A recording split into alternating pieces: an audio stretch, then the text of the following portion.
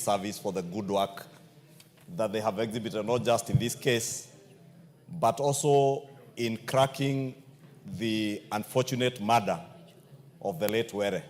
And I think, Honorable Speaker, we have not taken time to congratulate them also because of the swiftness with which they were able to apprehend the culprits or the criminals who murdered the late Were. And I want to believe that they are still working to ensure that they get even the sponsors of the people who pulled the trigger on the late Were.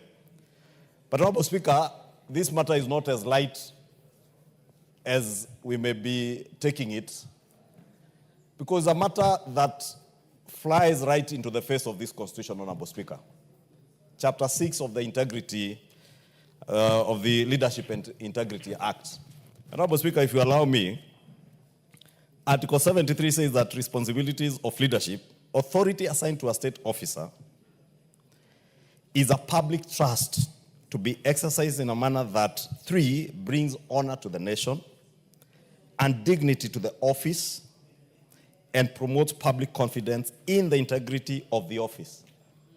We are not discussing one of us because we need a motion to be before the House to discuss any one of us. But it is the dignity of the office of a member of parliament that is in question today, Honorable Speaker. If a member of parliament who has been elected by his people to come and represent them in this House can dare engage in the kind of criminality that we have seen the Honorable Koimbori engage in, Honorable Speaker, this should be one of the saddest days for this House, Honorable Speaker. This is the same member, Honorable Speaker, who last year claimed that members of parliament were being paid 2 million shillings to vote on the finance bill. You will remember, all of you, that the Honorable Koimbori appeared before this House, apologized, and in our magnanimity, we accepted his apology and let that go.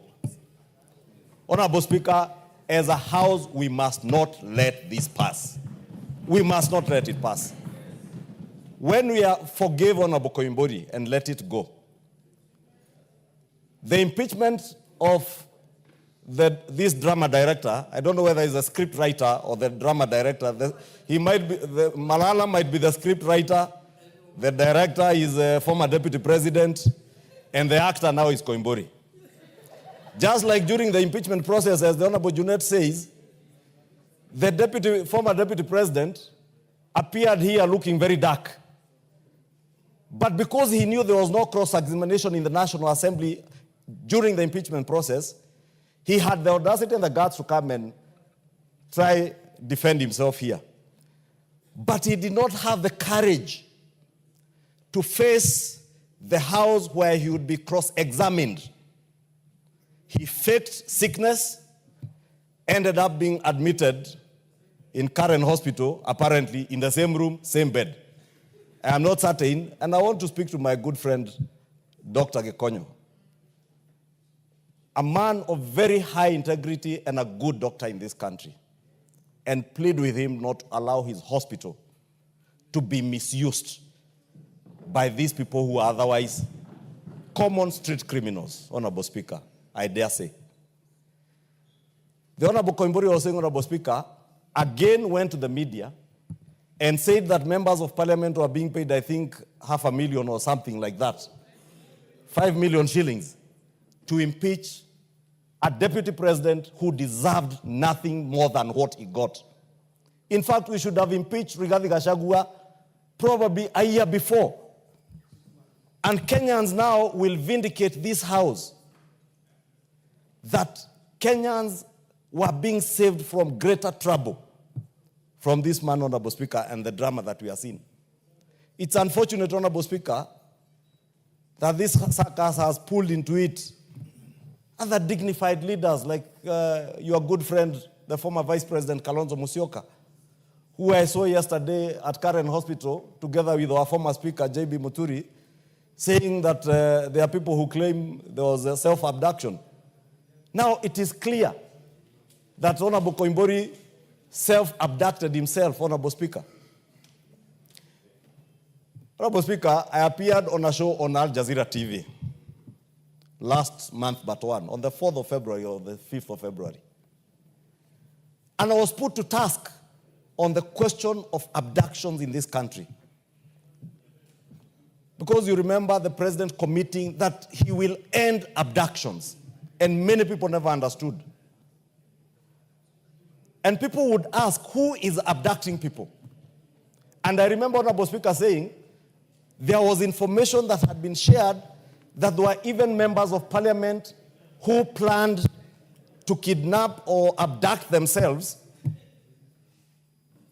and blame the state. Honorable Speaker, time is a healer, and time is also a vindicator.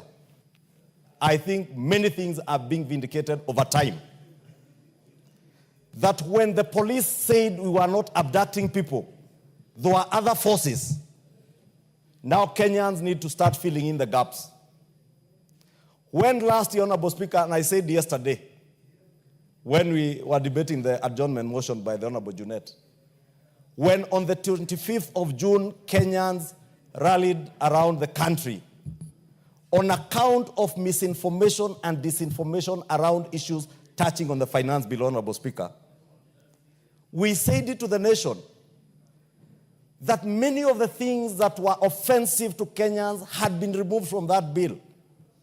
But nobody listened, Honorable Speaker, because of the negativity, the propaganda that was being pushed by this group, Honorable Speaker.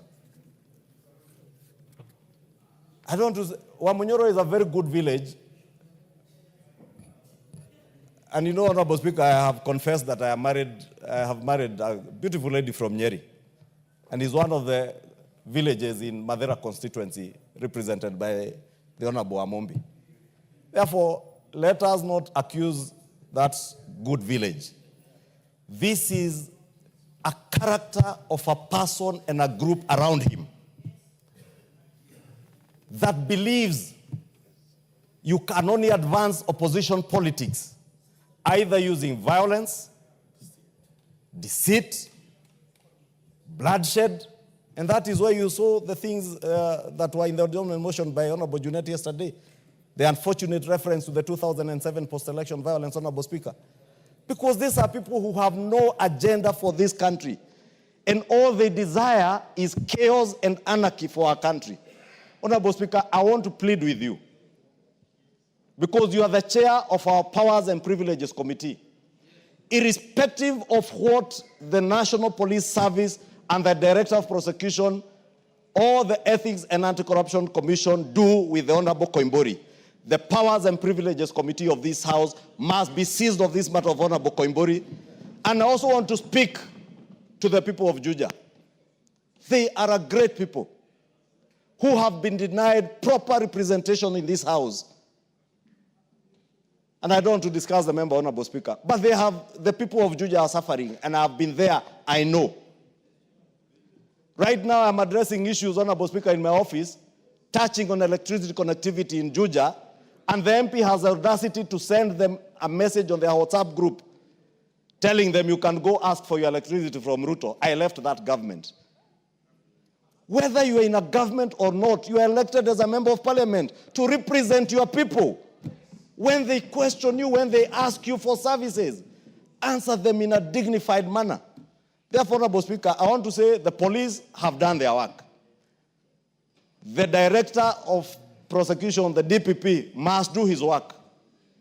EACC, because of Chapter 6 of our Constitution, must do their work on the matter of ethics of public officers that the Honorable Koimbori has contravened. Our Powers and Privileges Committee, Honorable Speaker, which you chair, must now be seized of this matter and take the necessary action. The people of Juja must know you can also recall a member of parliament who is not working for you, who is not serving your interests, who is not representing you, a member of parliament who believes his only work is to follow another man in funerals and other social gatherings, singing songs of praise to a man, Honorable Speaker. With that, Honorable Speaker, I want to pray, Honorable Speaker, especially to you, as our chair of the Powers and Privileges Committee, please do something. Not because of Honorable Koimbori, but to save the dignity and the honor of the office of a member of parliament, Honorable Speaker. I submit. Thank you. I don't want to open